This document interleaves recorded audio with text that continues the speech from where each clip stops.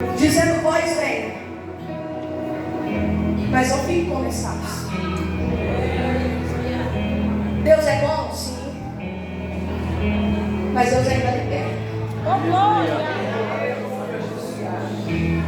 Eu vim da droga e da prostituição e Deus libertou. Glória a Deus. Eu não conheço Deus que faz pela metade. Diz missionário, eu sinto cheiro, mas tem vontade, então você precisa orar mais.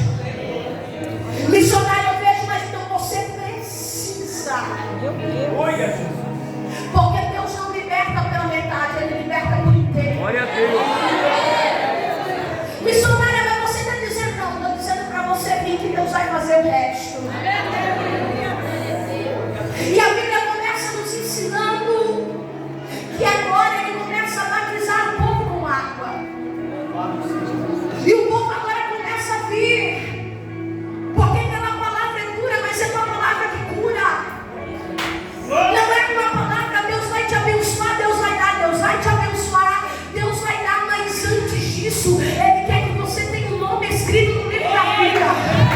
Não adianta conquistar aqui e quando Ele voltar você ficar. Aleluia, missionária, eu tenho vergonha. Vergonha do quê? Vergonha de ficar. Aleluia. Você imagina que tem tantas promessas de Deus barrada em nossa vida porque falta arrependimento. Tem dias que eu olho para mim e falo: Senhor, pode bater. Se precisar de mudança, bate. Eu falo para o meu pastor: pastor, eu sou missionária, eu sou itinerante, mas se precisar, pode bater. Porque a Bíblia diz que toda árvore que dá fruto, Ele poda para que cresça. Então você entende que a árvore pode estar grande, mas Deus pode querer uma mudança dela. João está dizendo: você pode ser novo, você pode ser velho, mas se tiver alguma raspinha de pecado, tem que se arrepender, tem que mudar, tem que mudar.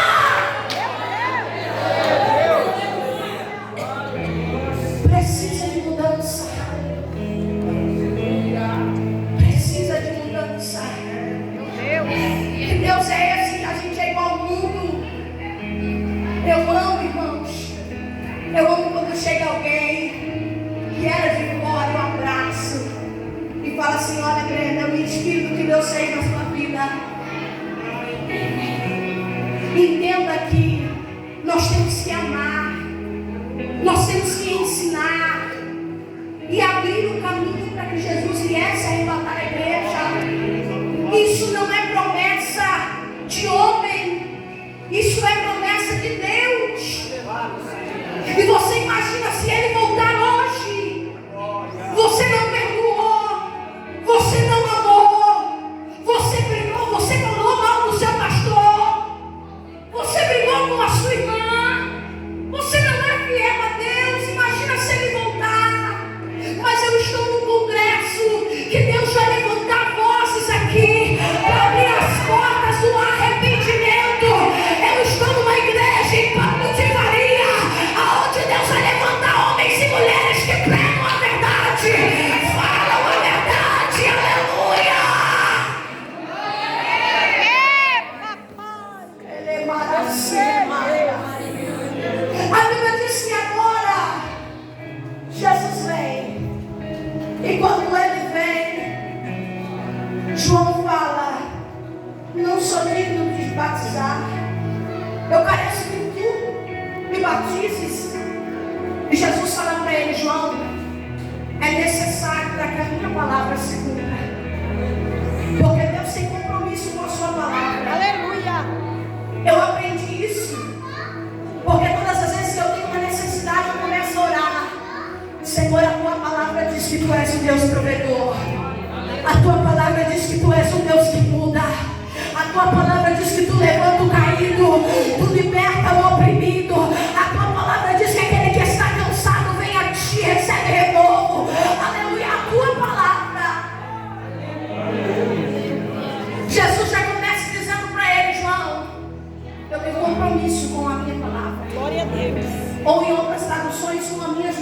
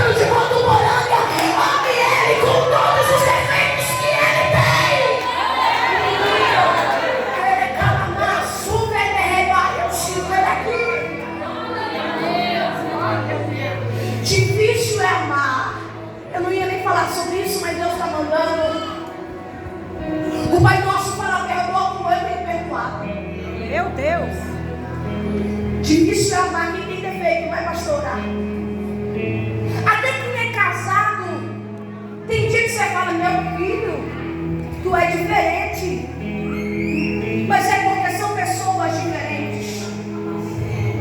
E agora Jesus nos mostra a humildade, sendo batizado por João, lavando os pés dos discípulos. Você sabe que ele fez isso, nos ensinando que o nosso coração tem que ser pacificador. Então o arrependimento não é algo momentâneo, algo que eu choro aqui, que eu aceito Jesus aqui e volto para minha casa e volto para o pecado. É algo que eu falo: Senhor, eu vou mudar. Senhor, eu quero mudança.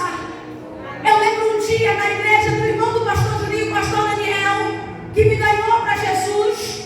Eu entrei e tinha acabado de tomar um copo de cerveja. Eu tinha uma blusa de alcinha, sentei no fundo da igreja. E eu disse: Senhor, eu não quero que nenhum profeta venha. Eu só vou voltar se eu sentir o que esse povo está sentindo aqui dentro. Eu só vou virar crente se eu tiver uma experiência com Deus. E naquele dia, enquanto eu chorava, Deus limpava o meu coração. Foi a primeira experiência que eu tive. Naquele dia, enquanto eu chorava, Deus falava: eu vou fazer você uma missionária.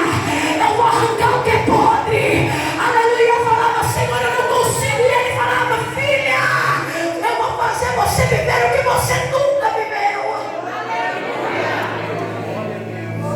É um processo. E eu ficava: pastor, me batiza. Ele falava: eu não tenho ninguém para batizar. Eu falava: batiza só eu. E ele falou: não tem ninguém, pastor, me batiza, eu quero batizar. Estava planejado um mês antes de eu ir morar em Barretos e trabalhar numa casa de jogo, dono de uma casa de prostituição. Mas eu conheço alguém que orava. Eu tinha alguém que orava. Sabe, o arrependimento é quando nós decidimos mudar e dizer: Deus, eu não quero mais viver o que eu vivi lá fora. Eu quero viver algo diferente. E a Bíblia diz que depois do batismo vem a aprovação. E é aqui que eu quero pegar. Não vou estender 15 minutos. Jesus agora foi batizado. E agora a Bíblia diz que é o Espírito leva ele ao deserto. Quem? Então não é o diabo. Aleluia! É Deus que está provando se você foi transformado. Jesus é santo, igreja. Não tem pecado, não tinha.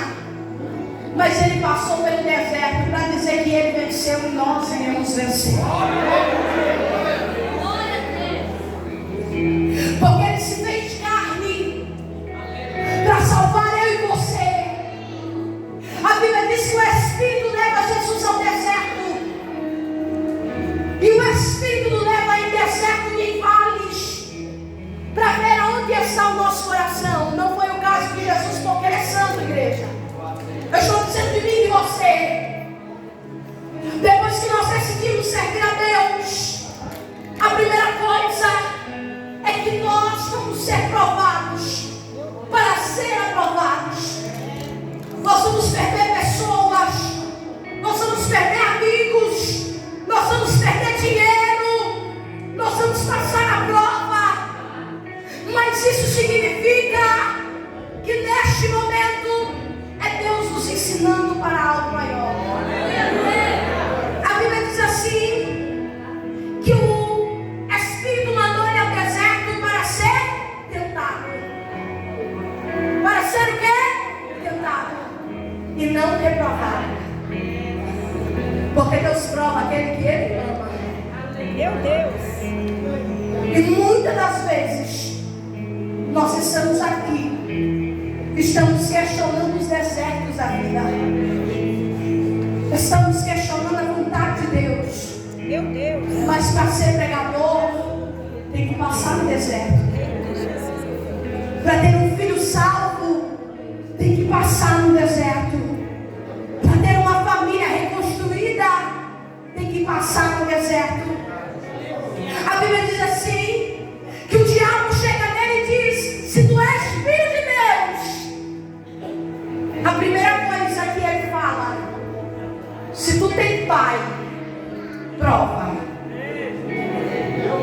Querendo colocar a nossa paternidade de Deus em jogo, dizendo que Jesus não é teu pai, dizendo que Deus te abandonou, dizendo que Deus te esqueceu. Ele está dizendo: se tu és filho. E quantas vezes nós colocamos em nossa mente que Deus está conosco, que Deus nos esqueceu e nos abandonou, aleluia. Você entende comigo que agora Ele está dizendo: se tu és filho, Ele está dizendo: mostra. Só que Jesus não. Jesus não é como eu e você. Ele não precisa provar nada para ninguém. Você não precisa provar nada para ninguém.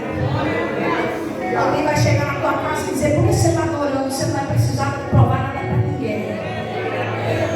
Alguém vai entrar lá e dizer: por que você ainda está nesse casamento? Você vai dizer: não preciso provar nada para ninguém. Porque aquele que sabe quem nos chamou não tem dúvida. Olhar para o alto, Ele é Cristo. Aleluia. E por que você tem dúvida que Ele é o teu Pai? E por que você tem dúvida que Ele é o teu Deus? No primeiro dia que faltou o arroz, ou na primeira vez que a conta atrasou, por que você duvida? Entende uma coisa: que Deus, Ele não prova nada para ninguém, mas depois dessa fase, os anjos vão te servir. Aleluia. É necessário passar pela fase a qual Deus irá te provar. A Bíblia diz que Ele fala: se tu és filho, transforma essa pedra em pão. Porque Jesus teve fome. Então não é naquilo que nós não precisamos, é na nossa necessidade que o diabo vai falar: cadê o teu Deus? É na nossa necessidade que ele vai dizer: cadê aquele que te chamou? Cadê aquele que te escolheu? Aleluia. Cadê aquele que diz que você é filha? É no momento que você está vivendo. Você entende comigo que Deus, Ele tem uma necessidade de provar a nós que o momento ruim não vai abalar a nossa estrutura. Você vai entender. Se você era da droga, da prostituição, era do tráfico, não sei, ou você era uma mulher do mundo, não era cristã, Deus vai mostrar para você e te levar de volta, para te mostrar que tudo aquilo que o mundo te ofereceu não é mais necessário. Aleluia. Porque Jesus disse para ele: está escrito que nem só de pão viverá o homem, mas toda palavra. Aleluia. Sabe o que Deus está dizendo? Se o diabo vir, você põe palavra nele e diz para ele: eu sei como Jó, que ele se levantará ao meu favor.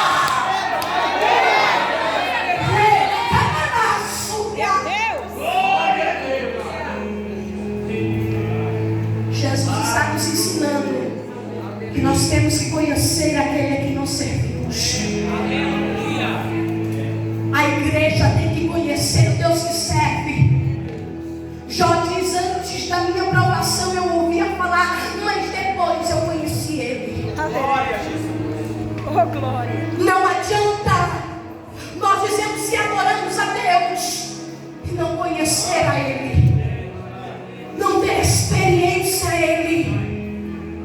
E a Bíblia diz que agora Ele diz: olha, colocou Ele em um pináculo e diz para Ele assim: se tu és filho de Deus, se lança. Pináculo é um lugar alto.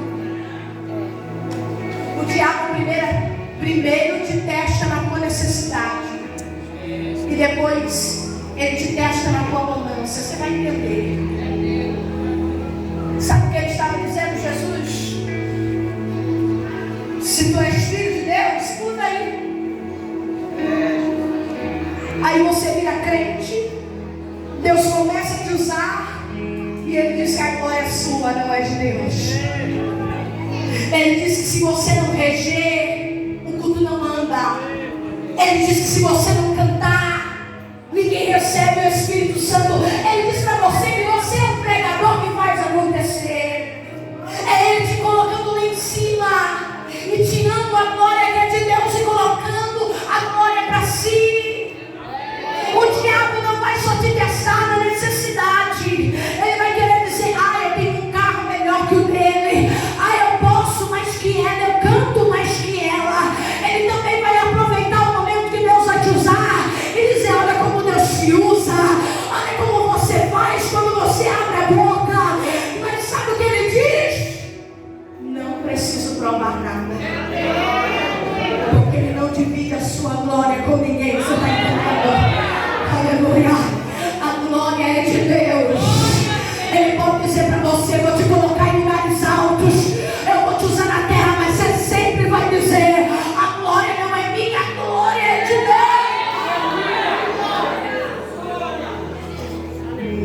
Deus. Ele não divide a sua glória com ninguém. E Ele fala: não tentarás o Senhor teu Deus.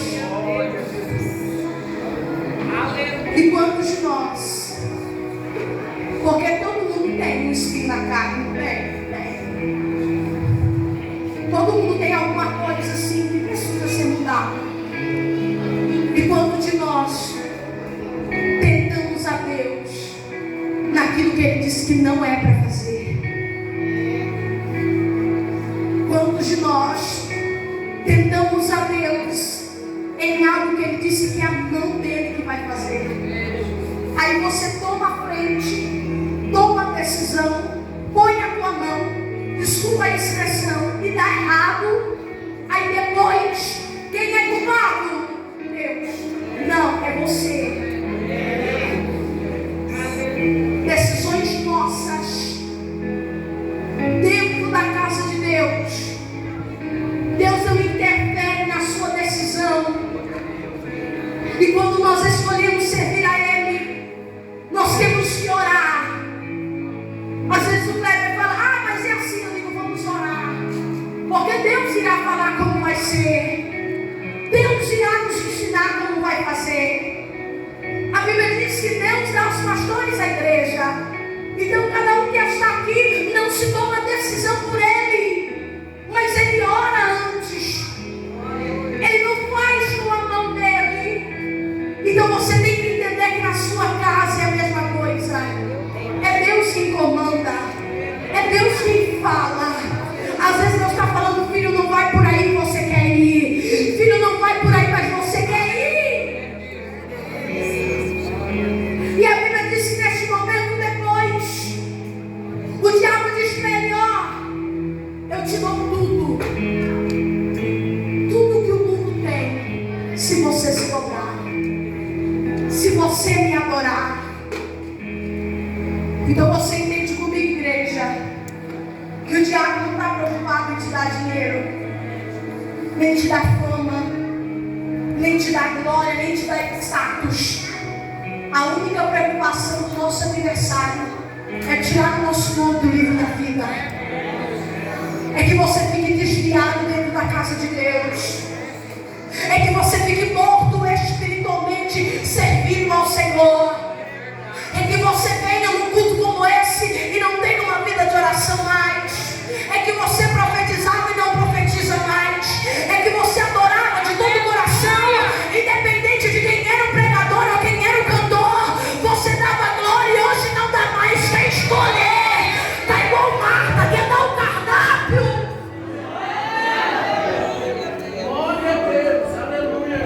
Você lembra de onde Deus tirou? Tem dia que eu falo para ela: se coloque no seu lugar. Você fala assim, pastora, se coloque no seu lugar, Maria. Entendendo que quem comanda a nossa vida não somos nós, mas é Ele. Sabe o que o diabo queria? Que Jesus saísse da posição que estava e o adorasse. Sabe o que Ele quer? É tirar você da posição de adorador. Você desceu as águas, você se batizou, você fez um compromisso com Deus, mas não é mais a mesma pessoa de quando desceu as águas. Não é mais aquele crente fervoroso, não é mais aquele que chorava no culto. Não, mas por quê? Mas por que o quê? Você lembra quem era você? Deus está perguntando para alguém: você lembra de onde eu tirei? A única preocupação do diabo é que a sua adoração mude o rumo. Não seja mais para Deus, mas seja para Ele. Aonde está a direção da tua vida espiritual? Eu poderia te dizer que Deus vai te dar um carro, vai te dar uma casa, que Ele vai te abençoar, mas não é essa palavra que Deus quer. Deus está perguntando: aonde está a sua direção espiritual? Aleluia. Aonde está o teu coração?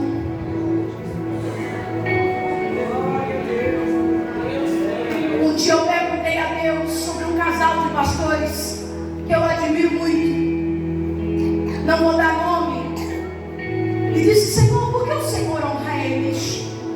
E Deus falava: filha, olha para a vida deles, eles vivem a palavra, e quem vive a palavra eu honro, quem vive a palavra eu abençoo, quem vive a palavra eu uso, aleluia. Quem vive a palavra vem o sobrenatural de Deus. Se você está aqui hoje sem vontade de orar, sem vontade de adorar, você vai voltar, porque a tua adoração vai voltar para o centro que é Deus.